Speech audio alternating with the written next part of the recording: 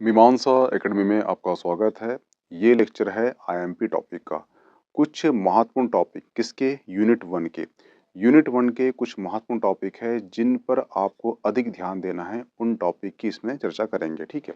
तो यूनिट 1 है भारत का इतिहास। इसके अंतर्गत है संकल्पना और विचार। इसके अंतर्गत आपको दिया गया है वेद उपनिषद, ठीक है।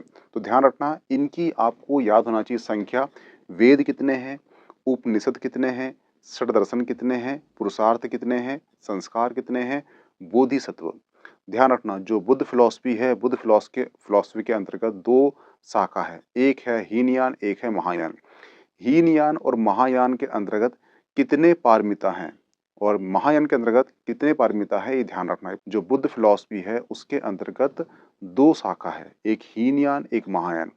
हीनयान के अंतर्गत कितने पारमिताओं की बात की गई है और महायान के अंतर्गत कितने पारमिताओं की बात की गई है, ये आप पढ़ लेना, क्योंकि आपको क्वेश्चन आएगा कि पारमिता कितने हैं हीनयान या महायान के अंतर्गत, तो आपको याद होना चाहिए, ठीक है। तीर्थंकर कितने हैं, ये आपको याद होना चाहिए, ठीक है। और आपको दूसरी चीज पढ़ना है कि प्रवर्तक कौन है, वेद के कौन है, टीका के कौन है और षड दर्शन के कौन है, ठीक है। ध्यान रखना, जो आत्मा है, जो भारतीय दर्शन है, इसके अलग अलग शाखा है, अलग अलग शाखा में उपनिषद है, ब्राह्मण है, ठीक है। किस दर्शन में आत्मा को क्या कहा गया है, ये आपको याद होना चाहिए। जो भारतीय दर्शन है उसमें षड दर्शन की बात की गई है, यानी 6 दर्शन में आत्मा को क्या क्या कहा गया है, ये आपको याद होना चाहिए, ठीक है। जो अभी आपका एमपी सेट हुआ था, ठीक है, एमपी सेट में जो हिस्ट्री का पेपर हुआ था उसमें ये पूछ लिया था कि कंठोपनिषद में आत्मा को क्या कहा गया है। तो जो कंठोपनिषद है उसमें आत्मा को कहा गया है क्या? परमात्मा कहा गया है। तो इस प्रकार से क्वेश्चन आपको आ सकता है, इसलिए आपको याद होना चाहिए कि सांख्य दर्शन में आत्मा को क्या कहा गया है, मीमांसा में क्या कहा गया है, ठीक है। ये आपको याद होना चाहिए, ध्यान रखना है, थोड़ा पढ़ लेना इसको, ठीक है। अब चर्चा करते हैं किसकी, हम इसके बाद आते हैं हम प्राचीन एवं मध्यकाल भारत के इतिहास की। तो ये बहुत इसमें वास्ट सिलेबस है वाला, और ध्यान रखना इसमें आपको ओनली पढ़ना है क्या लास्ट टाइम में, वो है आपका स्थापत्य कला। वो भी किसकी? ओनली सल्तनत काल की और मुगल काल की। हुआ क्लियर कि किसने क्या बनाया है, कहाँ पर है, ठीक है। नेक्स्ट है आपका 19वीं एवं 20वीं शताब्दी में सामाजिक धार्मिक सुधार आंदोलन। तो ध्यान रखना, एक ब्रह्म समाज पढ़ना है आपको इसमें, आर्य समाज पढ़ना है आपको इसमें।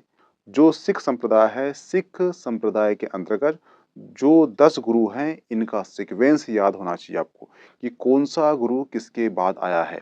कई बार पूछ लेता है कि गुरु अंगद के बाद कौन से गुरु आए थे, तो 10 गुरु के आपको सीक्वेंस याद होना चाहिए, लाइन बाय लाइन। हुआ क्लियर? और किस गुरु ने क्या किया है, ये गुरु में किसने लिखा है, औरंगजेब ने किसको मारा है, इस टाइप के आपको फैक्ट याद होना चाहिए, किसके? 10 गुरुओं के, ठीक है। इसके बाद आपको पढ़ना है सती प्रथा अधिनियम कब आया था और विधवा अधिनियम कब आया था, इसके लिए किसने कार्य किया है, इसके लिए किसने कार्य किया है, ये आपको याद होना चाहिए, ठीक है। इसके बाद चर्चा करते हैं हम किसकी? स्वतंत्रता संग्राम भारतीय राष्ट्रीय आंदोलन। इसके अंतर्गत आपको पढ़ना है अधिवेशन।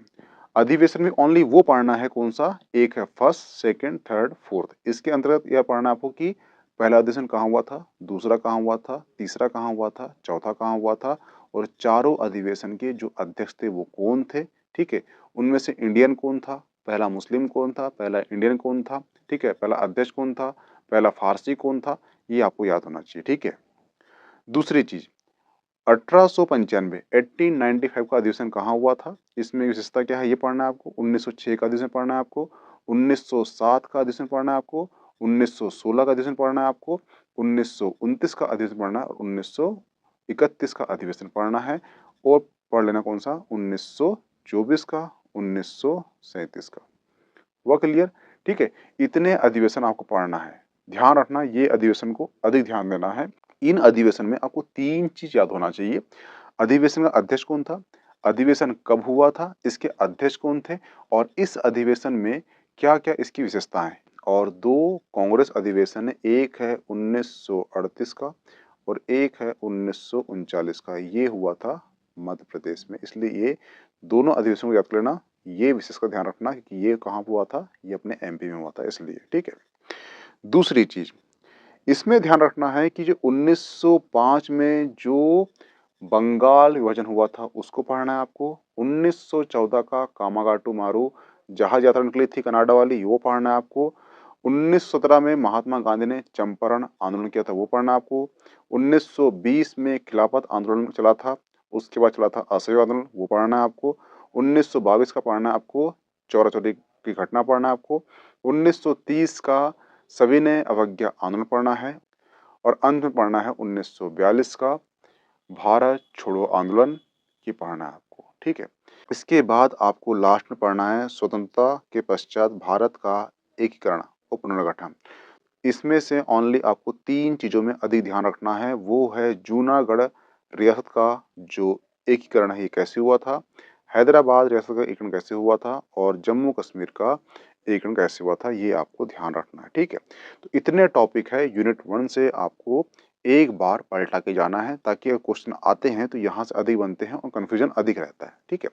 बाकी आपने जो पढ़ा होगा वो पढ़ा होगा, बाकी इनको विशेष का ध्यान रखना, ठीक है। मिलते हैं यूनिट 2 के टॉपिक में। Okay, thanks.